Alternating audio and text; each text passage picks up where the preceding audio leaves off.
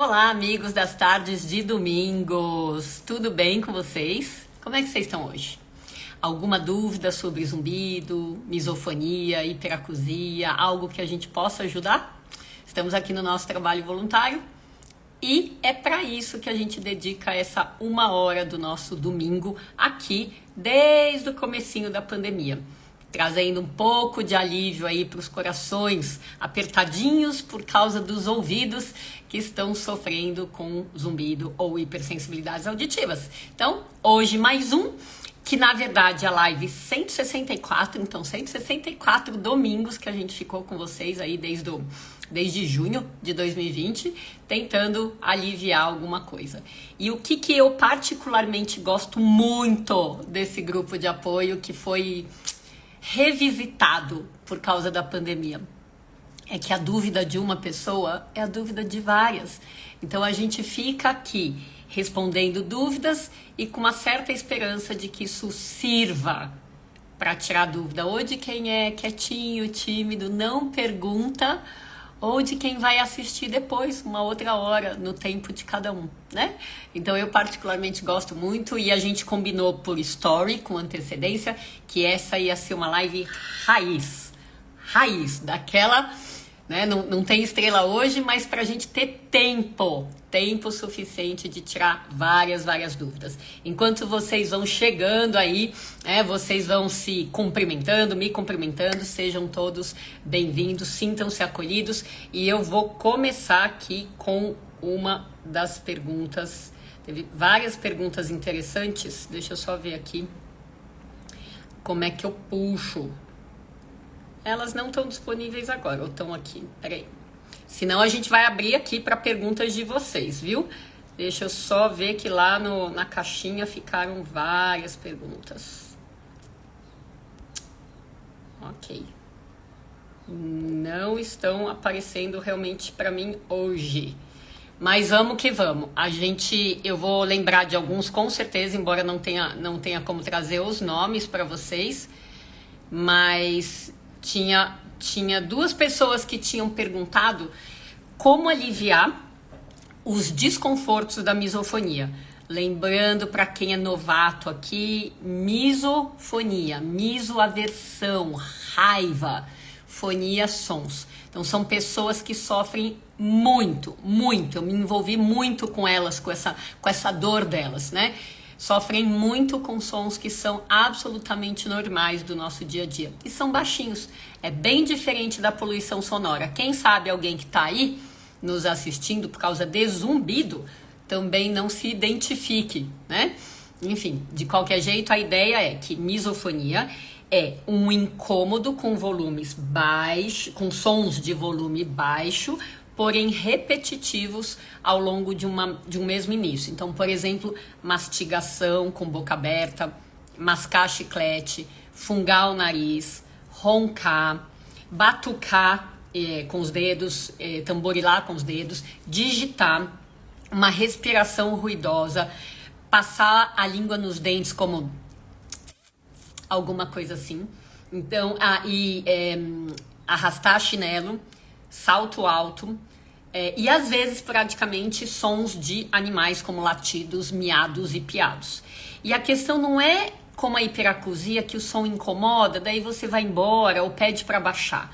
O som já é baixo e o característico da misofonia é um acesso de raiva incontrolável. Então, essas pessoas são muito rotuladas de antissociais, de ranzinzas, de chatas, até terem um diagnóstico. É muito difícil a própria família acolher.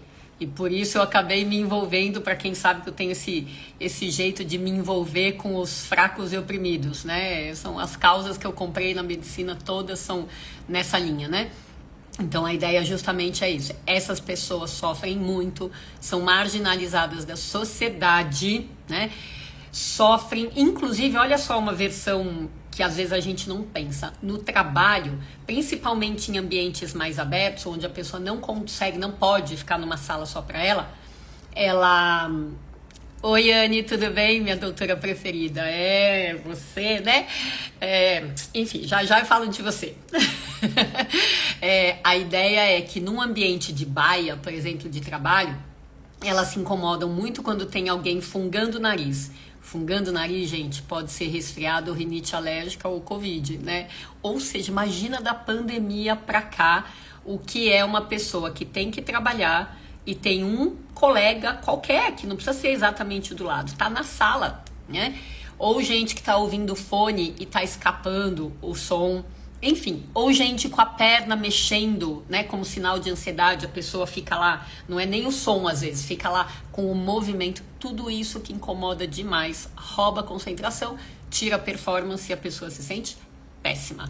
Mas dentro do ambiente de trabalho ela tem o agravante de não poder contar, ou ela acha que ela não pode contar porque existe o risco dela ser ou demitida na cabeça dela, ou existe o risco dela ser marginalizada por colegas de trabalho. Então ela finge que tá tudo bem e aperta as mãos, senta em cima das mãos, se contorce para não tentar avançar com a raiva no pescoço das pessoas. Gente, parece brincadeira e não é, né? Eu presenciei isso várias vezes no consultório e vi o esforço que essas pessoas fazem, tá? Então dei essa palhinha aqui de misofonia, porque apesar do nosso grupo de apoio ser desundido, a gente sempre trabalha com as coisas juntas, né? O Novembro Laranja acabou de terminar, levantou a bola dos 3 sintomas, o EISA terminou, levantou a bola dos 3 sintomas. Então a ideia é que para amenizar, primeiro a pessoa precisa de um diagnóstico. Ela precisa, lógico, e contar com o apoio da família e dos colegas de trabalho já é algo que ajuda a tirar aquela pressão de um segredo que é difícil de manter. A segunda coisa existem alguns medicamentos ou para sintomas concomitantes como ansiedade, depressão, insônia por causa dos sons.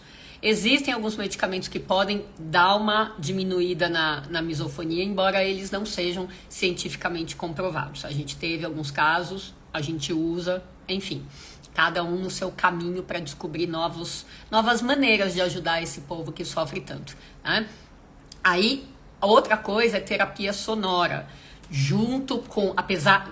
Apesar do incômodo com sons baixos e repetitivos, ter um som mais neutro e estável pode ajudar aos poucos o cérebro a retreinar a reação a esses sons baixos e repetitivos com tanta intensidade, tanta raiva e tanto prejuízo na qualidade de vida. Existe o neurobiofeedback, que são testes de atenção a alguma tarefa que você vê como se fosse um joguinho, que você monitora a musculatura, né, da testa, que é uma comum que a gente enruga quando está tenso, monitora ou a temperatura ou a sudorese dos dedos, e você treina a pessoa para fazer a tarefa do joguinho com relaxamento. E depois que ela aprende a fazer num grau de relaxamento, ela é confrontada com o som da misofonia.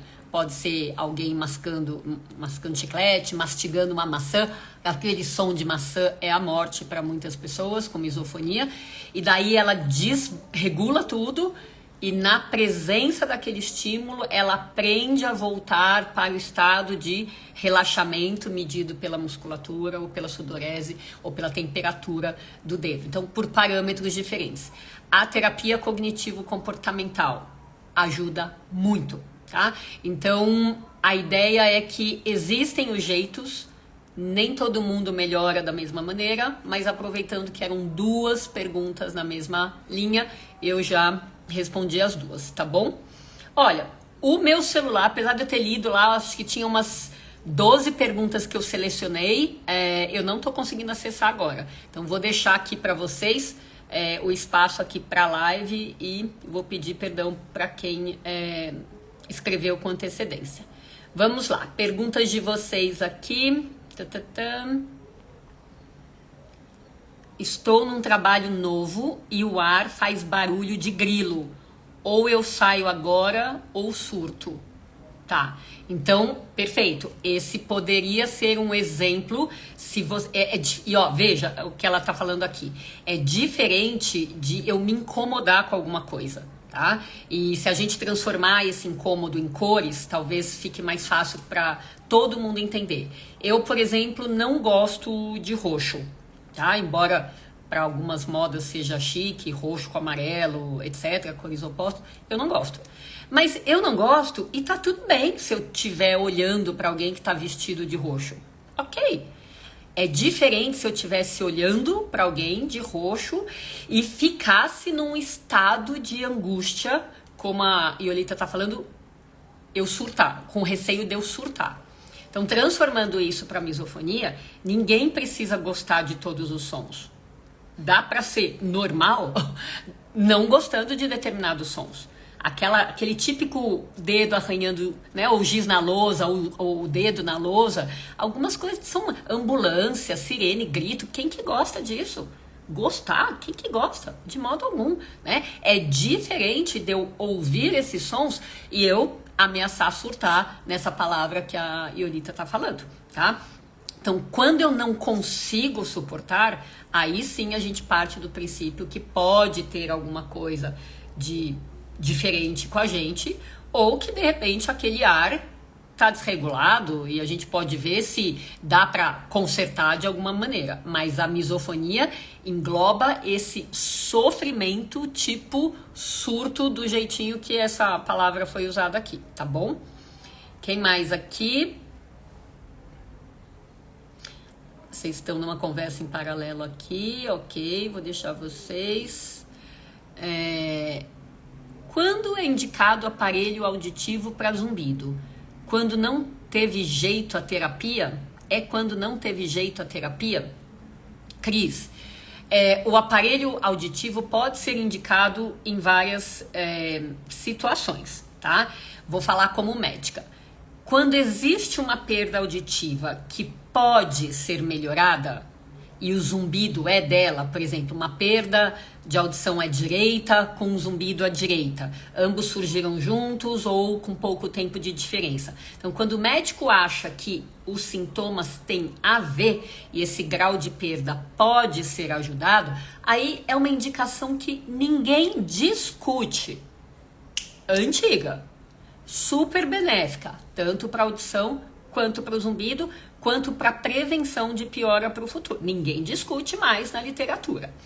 Existem casos passíveis de discussão quando a perda, por exemplo, é em uma frequência só, é leve, mas o zumbido é naquela região, e pode ser usado, pode ser indicado o aparelho auditivo, talvez não tanto para amplificação, com a meta de melhorar a audição, porque provavelmente uma frequência com pouco de perda não vai fazer grandes diferenças para a maioria das pessoas convencionais. Às vezes os músicos que têm treinamento musical, né, desde a infância, eles desenvolvem um cérebro com uma habilidade tão melhor do que a nossa, e eu estou me colocando como não tendo treinamento musical, tão melhor do que a média, que às vezes eles podem até sentir diferença, tá? Mas quando você acha que a amplificação talvez não faça lá o seu grande papel, o gerador de som pode melhorar o zumbido de qualquer jeito. O maior problema que a gente vê, eu vejo dois problemas quando não existe uma perda relevante. Eu vejo falta de investigação dos médicos, então eu vejo a tendência de indica logo o aparelho, meio como se fosse uma preguiça de fazer uma investigação um pouquinho mais prolongada. Então isso me incomoda um pouco, porque como a gente gosta de investigação prolongada e a gente sai achando coisas que outros não acham, então eu gosto de primeiro, é o que eu falo, limpar o terreno. Coisas que podem estar faltando, coisas que podem estar em excesso, que a gente vê nos exames de sangue mais detalhados, eu primeiro gosto de fazer essa base. A base deu certo, pronto, acabou, missão cumprida. A base não deu certo, a gente vai pro aparelho, com certeza, se não tem um pingo de preconceito na hora de indicar aparelho, mas a gente vai com as células funcionando melhor, porque exame de sangue não tá vendo a célula do ouvido, ela tá vendo a condição do sangue para todas as células. Então sempre é bacana, e do meu ponto de vista é importante, a gente estar com exames de sangue bons, ajustados, que refletem que o nosso sistema corporal pode estar beleza, apesar do zumbido e ou da perda de audição, tá? Então, existem indicações, Cris, dessa maneira. Tem umas que ninguém discute, tem aquelas que são discutíveis, tá? Mas eu sempre acho que, pelo menos, testar um aparelho, que em geral é feito gratuitamente na maioria das empresas, né? Há muitos anos é feito gratuitamente, é algo que pode dar uma palhinha para a pessoa se ela pode melhorar ou não, tá bom? Então, essa é uma pergunta que estava lá, Cláudia, né? Que fazer para diminuir o volume alto do zumbido? E é muito interessante como muita gente chega na primeira consulta pra gente assim, meu zumbido tá muito alto, o que eu faço? Eu sou daquelas que gosta de entender, né? Antes de falar faz isso ou faz aquilo, eu gosto de entender, né? Por isso que a gente é muito minuciosa. Pensa comigo, Cláudia, né? Se a sua pergunta fosse assim, o que fazer para acabar com uma dor de cabeça muito forte? Provavelmente você não ia precisar de médico nenhum para falar assim, toma um analgésico, tá? A questão é que você tem uma dor de cabeça muito forte, muito frequente. Ou ela não melhora, ou ela melhora, mas ela volta logo. É claro que tem alguma coisa por trás causando essa dor de cabeça que precisa ser olhada, além de simplesmente tomar um analgésico. Com o zumbido é o mesmíssimo raciocínio. E eu falo isso tantas vezes que eu me sinto repetitiva. E às vezes me pergunto, por que vocês não estão entendendo? Né? Aonde pode estar o gap de comunicação aqui? Mas vamos lá. Tá com um zumbido muito alto? Tenta entender. Às vezes a pessoa já sabe. Olha, eu fui numa festa há 10 anos atrás, fiquei muito perto da caixa de som, ou então num Réveillon estouraram fogos de artifício, ou eu tomei um remédio tóxico. Às vezes a pessoa já sabe, às vezes ela não tem ideia. Ela só tem o zumbido alto, o sofrimento e nicas de pitibiribas de investigação. Ou então, uma audiometria e só, tá? Então, o jeito de abaixar um volume muito alto é, primeiro, conheça a causa e trate a causa. É a mesma coisa para dor de cabeça. Ficar tampando o sol com a peneira com remédio é algo que pode dar certo, mas tem muita chance de não dar, além de causar efeito colateral, tá? Conheça a causa, ou mais provável, as causas. Isso é um conjunto de uma entrevista aprofundada, de exames audiométricos, de medição do zumbido. Por favor, todo mundo que acha que tem um zumbido muito alto deveria passar pelo exame da cufenometria, porque a gente tá cheia de pacientes que tem uma sensação quase insuportável de zumbido e o volume lá dele na medição é abaixo da média das outras pessoas com zumbido. Então por algum motivo, existem erros de percepção grotescos que a gente diagnostica quando ouve o paciente falar e quando vê o exame que ele mesmo fez com consistência. Alguma coisa muito diferente no jeito de perceber enfaticamente, nitidamente, coisas que são pequenas, tá? Então, para não cair nesse erro grosseiro de novo. E, uma vez investigado e medido, o que eu vejo para vocês de opção? Medicamentos, cada um que for testar, por 2 a 3 meses. E aí também nosso dia a dia é assim. Quando eu pergunto, o que você já testou de tratamento? Eu tomei X, Y, Z, alfa, beta, gama, delta. Quanto tempo você tomou? 15 dias um. O outro uma caixa. Não foi melhorando, eu fui parando. Ok. Se existem tratamentos medicamentosos que podem ajudar por volta de 3 meses, o que dá para esperar de alguém que toma 15 dias? Tá? Imagina que fosse tratar a pele, eu tô com pele manchada, com ruga e quero melhorar com cremes, com a base, né? Não com procedimentos, com a base. Quem é que melhora em 15 dias, gente? Então, dermatologista marca consulta depois de 15 dias de passar um tratamento de creme? Não, marca daqui a 2 meses, 6 semanas, né? Porque não é esperado melhorar em 15 dias. Então, um dos grandes erros de tratamento do zumbido com remédio é a pressa que vocês têm, que eu entendo, mas que quando vocês passam a pressa para um médico que é despreparado, ele ajuda vocês a trocar de rota. E na hora que ajuda a trocar de rota, perdeu a chance de melhorar com aquele medicamento no tempo certo. Olha que rolo, olha que rolo, é de chorar quando a gente vai vendo os bastidores que chegam pra gente. Então, medicamentos, aparelhos auditivos, que eu já respondi, terapia, suplementação, estimulação magnética transcraniana, tem fora os tratamentos que não estão na alçada do médico e podem ser feitos para melhorar um zumbido alto por parceiros, pelo dentista, pelo fisioterapeuta, desde que seja um zumbido alto relacionado a TM ou pescoço, pela nutricionista, desde que seja um zumbido alto associado a erros alimentares ou problemas hormonais, tá?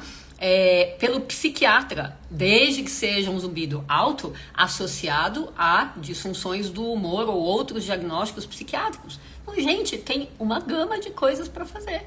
Só que essa gama de coisas não dá para ser igual para todo mundo, porque isso não tem um pingo de lógica. A gente querer homogeneizar o tratamento de um negócio mega heterogêneo não faz um pingo de sentido. E eu de coração aberto, espero que vocês entendam hoje o que talvez eu não tenha conseguido explicar outras vezes nessas 164 lives, tá bom? Enfim, vamos pra frente aqui.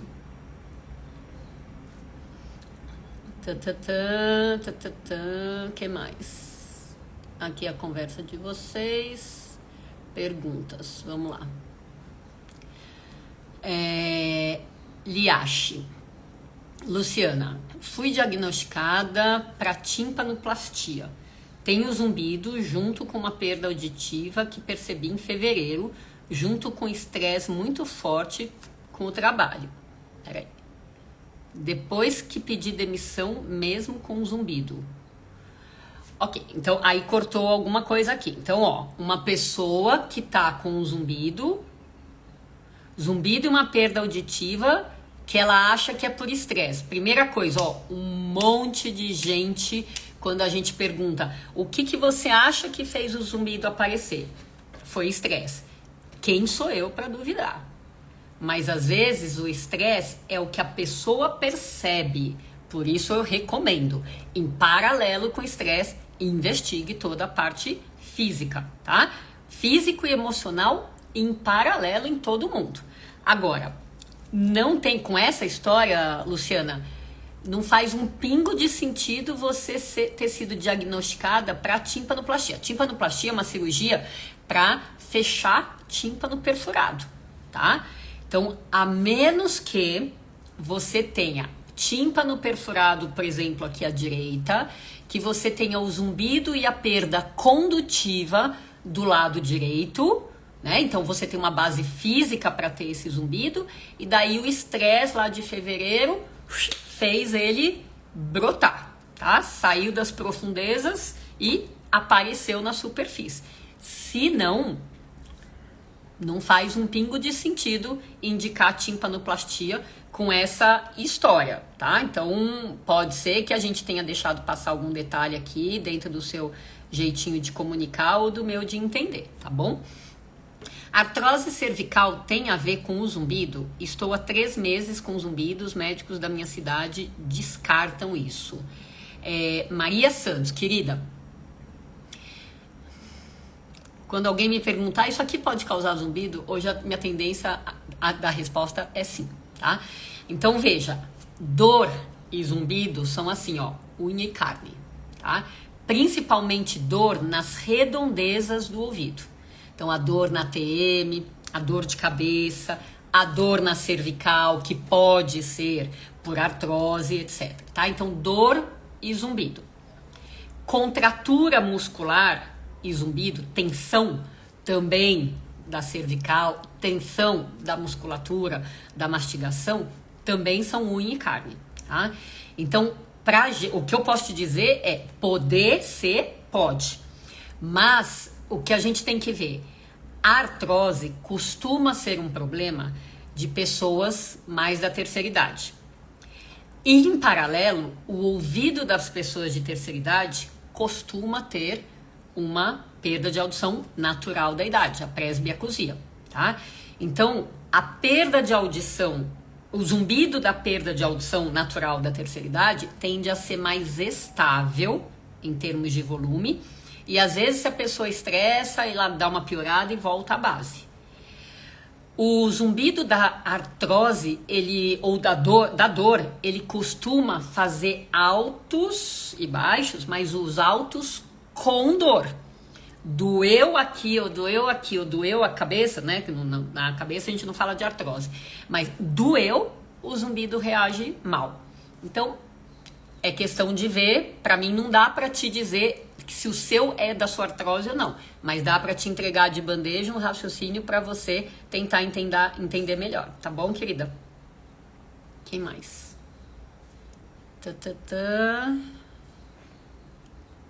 Quanta gente entrando.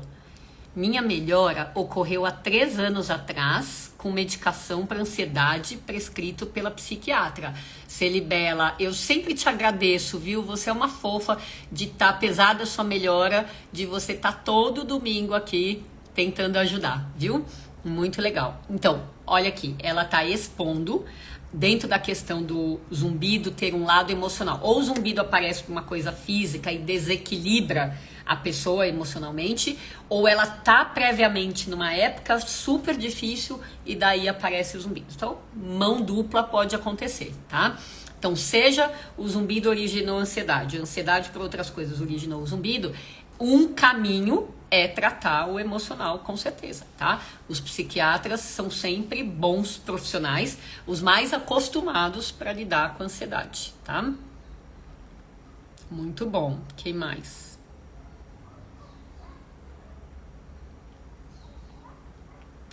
Ok. Perguntas. Zumbido grave, intermitente, não pulsátil, que cessa completamente com sons externos. O que poderia ser? Que ótimo, se for para ter zumbido, que ótimo ter um que cessa com alguma coisa. Já é intermitente, né? Que é mais, vamos dizer assim, benigno, né? Não é essa palavra, mas é melhor um zumbido intermitente, altos e baixos, liga e desliga, né? Do que um que liga e não desliga com nada, tá?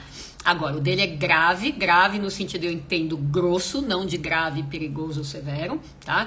Grave, intermitente, então não pulsátil. Quando ele vem, ele é contínuo, mas ele desliga com sons externos. Bom, aí qual que é a dificuldade? Vários zumbidos podem ser mascarados com sons externos. O zumbido é nessa intensidade. E existem sons nessa intensidade, existe a chance desses sons ambientais mascararem o zumbido. Ou seja, ele existe, mas ele está não perceptível porque ele está embutido, tá? Mascarado é a palavra que a gente usa, tá? Então, a questão é, como saber se ele some mesmo ou se ele tá só mascarado? Essa é uma questão. Então é uma questão difícil para você tirar essa dúvida. O oposto pode acontecer. A pessoa tá no silêncio e daí vem som e aí que liga o zumbido, tá? Então quando vem som, liga o zumbido, ela não tem um pingo de dúvida. E pode ser uma mioclonia, pode ser uma contratura muscular lá do mini músculo do ouvido, tensor do tímpano ou tensor do estapédio, que começa a contrair de um jeito anormal com a chegada daquele som, tá? Agora, ter som e o zumbido sumir, teria que ter um tira-teima para ver se não é mascaramento. Tenho zumbido e não consigo andar de bicicleta porque eu caio pro lado direito, onde tem o zumbido, tá? Então tem o zumbido à direita e quando o meu corpo requer um equilíbrio mais fino, como pedalar, a bicicleta eu não consigo. Só falta, Maria Rita, muito amor, só falta você tá achando que isso é culpa do zumbido, tá? Então, se você tem um desequilíbrio quando o seu corpo requer uma fineza, né, de equilíbrio do labirinto, e não consegue essa fineza para te manter ou pedalando, ou fazendo 4 com uma perna só, né? Ou fazendo qualquer outra coisa, vá buscar alteração, vá buscar um otoneurologista para fazer uma avaliação do seu equilíbrio.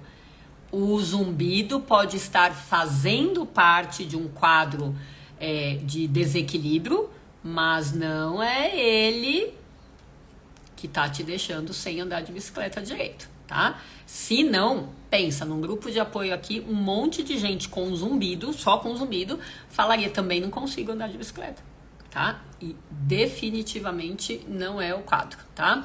Então, minha sugestão, procure um otoneurologista, que é um otorrino mais acostumado com essa parte da tontura e do zumbido, tá?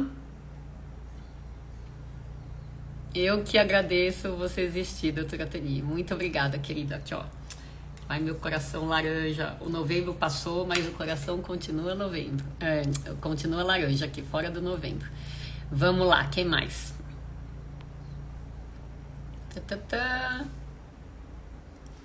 Mas continuo com a medicação até hoje. Pronto, então, continuando a conversa lá da ansiedade. Fátima, cheguei atrasada, mas cheguei. Claro, bem-vinda a hora que for. E assistir as lives, seguir as orientações dadas. Ai, que bom. Isso é uma parte que sempre me deixa leve. Saber que pessoas que às vezes eu nem conheço, ou conheço porque vêm falar com a gente aqui, né? Pegam, se apropriam das informações que elas recebem, né? E é para isso que a gente usa o nosso tempo aqui no domingo. Zumbido causa tontura e desequilíbrio? Cris, socorro, hein? Socorro. Cabe, eu vi que se você escrever essa pergunta antes de eu responder para a amiga lá da bicicleta. Zumbido não causa nada. São coisas de fora que agridem o nosso ouvido interno, seja para causar zumbido, perda de audição ou tontura, ou coisas do nosso próprio corpo, mas de fora do ouvido, de outros órgãos além do ouvido, tá? Zumbido não tem poder para causar perda de audição, não tem poder para causar tontura e desequilíbrio, não tem poder para causar dor de cabeça, ele tem poder para encher a paciência. É diferente de causar outro sintoma. Para irritar, incomodar, não deixar concentrar, não deixar dormir direito, sim, ele tem poder para isso. Para causar outro sintoma, tomem muito cuidado com esse erro de julgamento. Muito cuidado, tá? Porque se vocês ficam achando que o zumbido tem culpa, que ele não tem, lógico, esse é um erro de julgamento. Mas sem querer, vocês colocam o cérebro, que é o melhor amigo que a gente tem, o cérebro em estado de alerta. Ele liga todas as orelhas, a antena parabólica, e ele fica aqui monitorando o zumbido o tempo inteiro. E se ele não for o inimigo que vocês imaginam? Que desperdício de tempo. É isso que eu penso hoje, vendo muita gente que vem falando assim, esse zumbido não me deixa ouvir. Não, quem não deixa ouvir é a perda de audição que você tem em frequências agudas, que não deixa outras pessoas ouvirem também, mesmo sem zumbido, tá? Então, muito cuidado, porque se a gente rotula o zumbido de causador de todos os nossos males, existe uma ativação do cérebro que vocês nem queiram saber. E quando ela é desnecessária, ai, dá pena, tá? Porque podia ser diferente, com certeza. Eu tampo o ouvido para saber se ele parou ou mascarou, mas virou um vício. Quero parar com isso. Até rimou. Querida Chayane. Acho que foi lá em 2020 mesmo, no começo do nosso grupo de apoio, a gente chamou uma estrela aqui, que era um pintor, assim, uma graça, um artista, né? E ele falou, tava desesperado, com zumbido, etc, né? Chamei na live e tal. E daí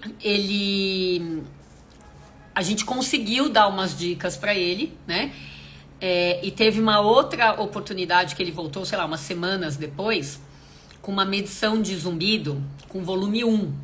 A média, né, a medição do zumbido por acufenometria com volume 1 decibel nível de sensação. A média dos zumbidos por aí é de 5 a 10, tá? Então, se a média é de 5 a 10, eu que analiso dados tenho que falar que o volume 4, o 3, o 2 e o 1 são abaixo da média, simples assim, tá? Mas era um escarcéu na vida dele. E quando ele mediu esse zumbido, e ele entendeu que ele estava em estado de alerta, e não com um zumbido alto, e sim com estado de alerta, ele voltou para falar com a gente, a namorada dele estava junto, e a namorada falava assim, mas doutora, o pior dele é que agora que ele acalmou, o que ele faz? Ele vai pro closet, se fecha lá dentro e ele fica percebendo se o zumbido tá lá mesmo ou não. Ou seja, então acalmou, mas ele tá num vício de checagem. Ele tá ou ele não tá? Ele tá alto, ele tá baixo. Ou seja, um vício de monitoração. Isso tudo por quê? Porque o cérebro realça as coisas que dão medo pra gente, que tem alguma ameaça à sobrevivência. É assim pra tudo. Pra tudo, seja lá qual for o estímulo, inclusive o auditivo na forma do zumbido, tá? Então, enquanto rola medo, o medo de acontecer isso, medo de acontecer aquilo, medo de não ter uma vida normal, medo de não ser feliz, medo da velhice, medo de surdez, medo de tumor, medo de que tenha doença grave e alguém não viu, medos múltiplos, como a gente costuma ter perante o desconhecido do zumbido, o cérebro tá lá monitorando, porque ele acha que ele tá te ajudando, Chayane, tá? Só que vira vício, e daí isso tá deixando de ser ajuda, concorda? Então veja o quanto conscientemente você consegue trabalhar essas crenças que são extremamente limitantes e o pior, podem estar erradas, tá? Então, o caminho que eu vejo é você levar essa sua bagagem do zumbido e de outros eventuais sintomas para um médico que entenda, tá? Que tenha paciência e que possa te orientar para contrabalançar um pouco dessas redes neuronais que você deve ter feito no cérebro para deixar tudo assim, né? Dentro dessa monitoração viciosa, tá bom? Celibela falando aqui que tomando o remédio, que ela continua, o zumbido diminuiu bastante, não curou, diminuiu bastante e chegou num nível que não incomoda mais. Excelente continuação. Beleza. Que mais? A pergunta aqui, ginkgo biloba resolve um pouco? Vamos pegar essa daqui para destrinchar.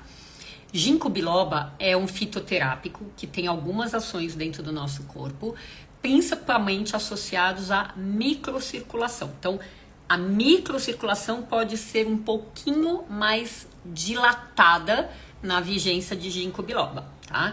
Então, é uma planta com uma história super interessante, porque foi o único exemplar que permaneceu vivo a um raio de sei lá quantos quilômetros do epicentro da bomba de Hiroshima.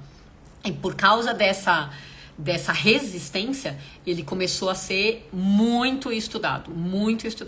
Era algo muito mais associado à cardiologia num primeiro momento, depois se viu que ele tinha propriedades de vasodilatação cerebral, passou a ser usado para memória, e dentro dessa sequência, ele começou a melhorar algumas tonturas e depois alguns zumbidos. Então, da cardiologia para neurologia para otorrinolaringologia, tá?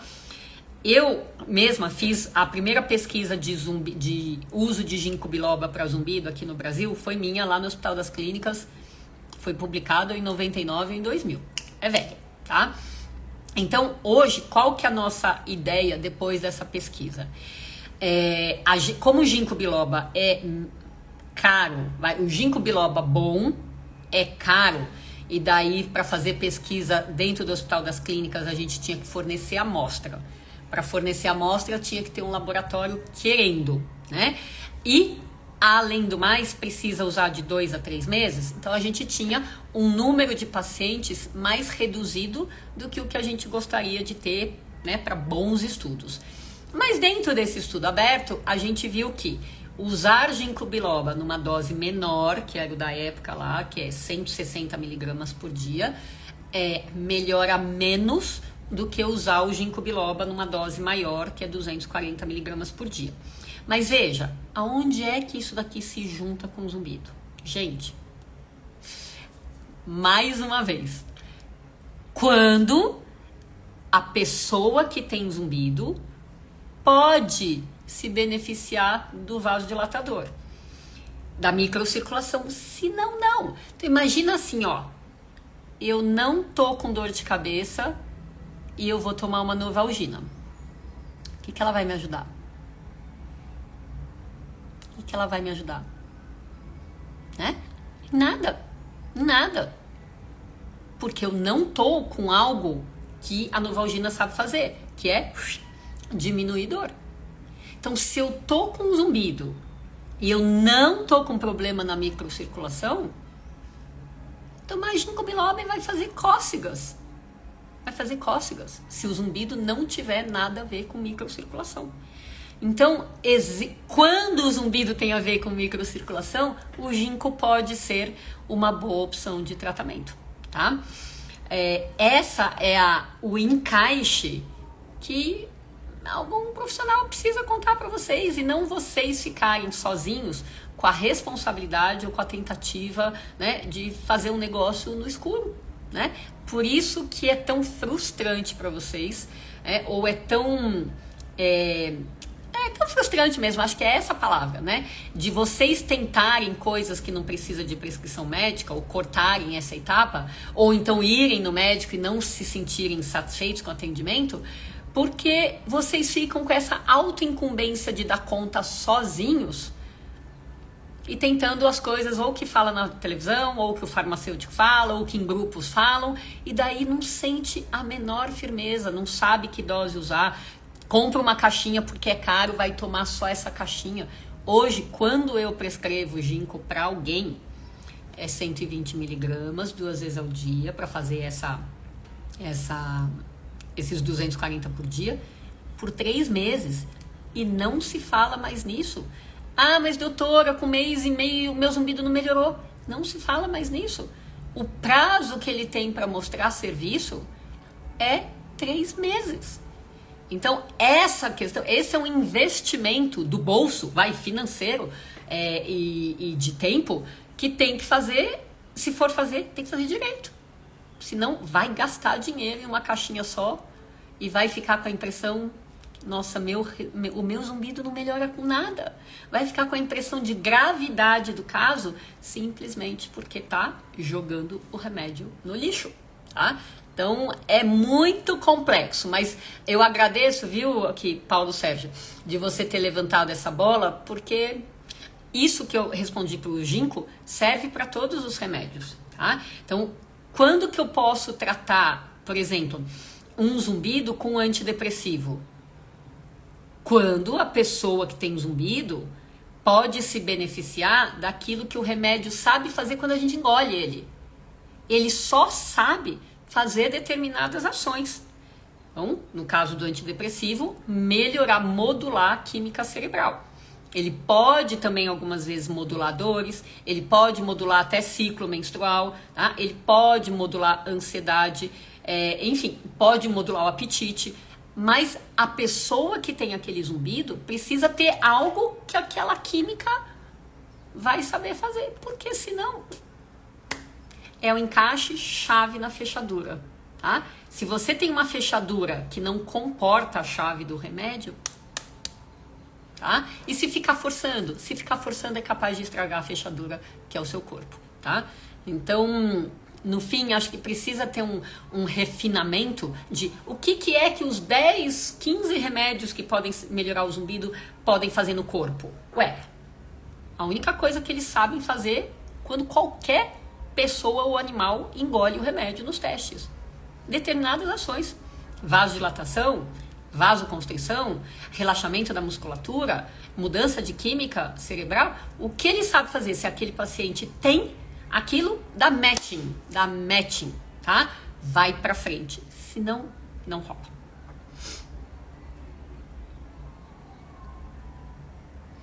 A Luciana tá voltando aqui. Cirurgia da timpanoplastia, o zumbido pode sumir? Se o zumbido for da perda auditiva condutiva, que é a que a perfuração do tímpano causa, e a timpanoplastia fechar a perfuração e reduzir essa perda auditiva, yes, o zumbido pode sumir. Você é o máximo, doutora Tani. Pedro, obrigada, querido. Obrigada mesmo. Estou tomando há 45 dias. Senti melhoras. Que excelente, Paulo. Se você está na metade do seu caminho e já sentiu melhoras, qual que é a conduta lógica? Vai pro segundo tempo. Vai pro segundo tempo.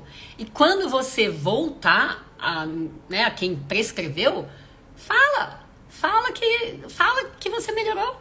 E daí você vai receber orientação, mas faz esse segundo tempo, né? Como se 45 dias fossem 45 minutos de um jogo de futebol. Que mais?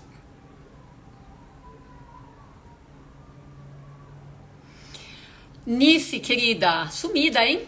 Doutora, qual é a diferença entre ressonância magnética e ressonância magnética com contraste? A ressonância magnética é um método de visualização, né, de determinados órgãos, no caso o cérebro e o ouvido, né, mas pode ser da perna, do joelho, etc, tá? E que para separar determinadas estruturas, para ver com riqueza de detalhes determinadas estruturas pequenas, às vezes o contraste ajuda muito pro radiologista, que é o médico mais especialista, poder identificar o que ele tá vendo de diferente, tá? Então, no ouvido, que é ali, a cóclea ali é do tamanho de uma bolinha de gude, tá? Então, dentro da gente. Daí, na ressonância, sabe, naquela chapa ali fica tudo pequitico, tá? Então, a ideia é que para determinadas lesões que o profissional vê sem contraste, porque sempre é sem contraste primeiro, colocar o contraste e ver se aquela lesão fica corada, fica branca, né, ajuda a suspeitar mais ou menos de determinados diagnósticos, tá bom? A história do tigre na sala é ótima. Que bom que você gostou, Anne. Tô tentando não dar tanta bola pro meu. Não tem outro jeito para o meu. Ok, Anne, vamos lá. Eu falei que eu ia falar de você. Vamos aqui. Afinal de contas, gente, estamos na penúltima live, né? Domingo que vem, dia 10, é a última. Depois eu saio de férias esse ano, dia 11. Acreditam? Nossa, tô precisando. Então vamos lá. Vamos pegar no pé da Anne Samela com categoria. Não que seja a primeira vez que a gente fez isso, né? Mas nas outras vezes deu certo e é com essa intenção aqui que a gente vai repetir. Olha só o comentário. Não tem outro jeito pro meu. Ai, socorro, meu sais, né? Dona Anne Samela, portadora de uma síndrome metabólica, era 12 anos, já deve ter uns 15, então, mais ou menos. Síndrome metabólica, um porre de uma doença instável pra caramba, tá? Que é definida por vários endocrinologistas como precisando de 3 de 5 sintomas. São eles: aumento de glicemia. Antes de você começar a responder, hein, Anne? Me ouve. Aliás, deixa eu ver o quanto eu tô longe. Eu tô longe do fim. Socorro! Como vocês escrevem? Não, vou ficar de olho aqui nas próximas respostas. Vamos lá. De 5 sintomas precisa ter 3. Aumento de glicemia, aumento de colesterol, aumento de triglicérides, aumento da pressão arterial, aumento da circunferência abdominal, tá? Aumento de circunferência abdominal é algo que sugere, né, um acúmulo de gordura visceral, nas vísceras, tá? Que é mais perigosa para os vasos sanguíneos do que, por exemplo, ter a gordura. Eu, quando engordo, não engordo na barriga, eu engordo nas coxas e nos glúteos, né? Então, o tipo de gordura que você ganha, aonde você ganha, aumenta a chance de você ter síndrome metabólica. Então, de 5 sintomas, se você tiver pelo menos 3, já tem esse diagnóstico, que era a questão da Anne quando ela falou isso alguns anos atrás, tá? Então, qual que é a chatice de síndrome metabólica?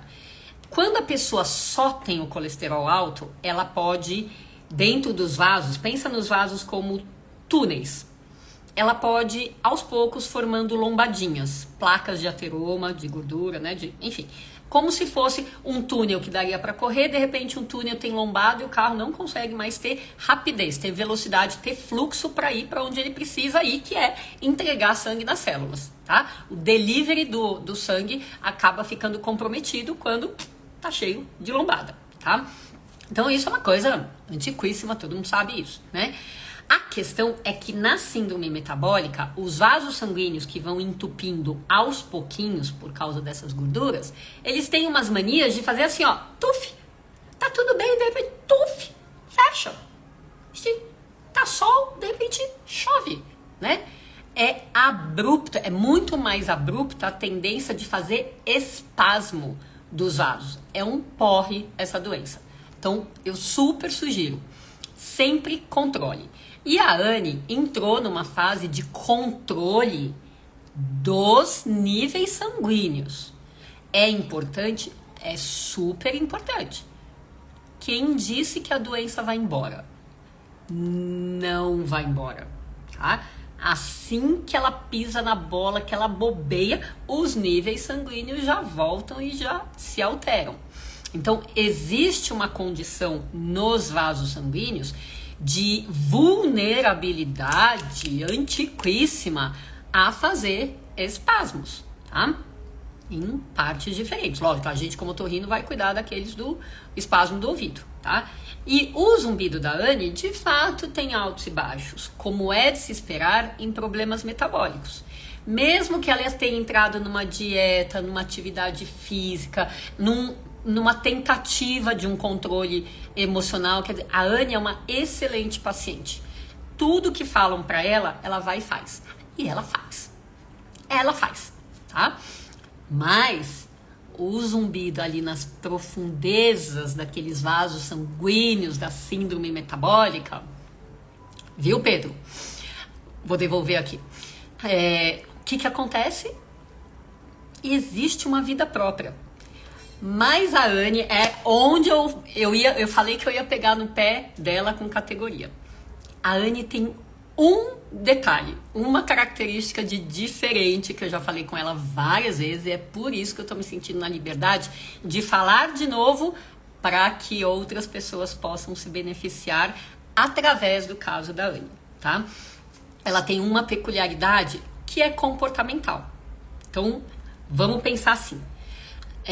Dentro dos altos e baixos do zumbido dela, que tem a ver com a síndrome metabólica, na minha opinião, que podem ter a ver com outros estados emocionais, etc.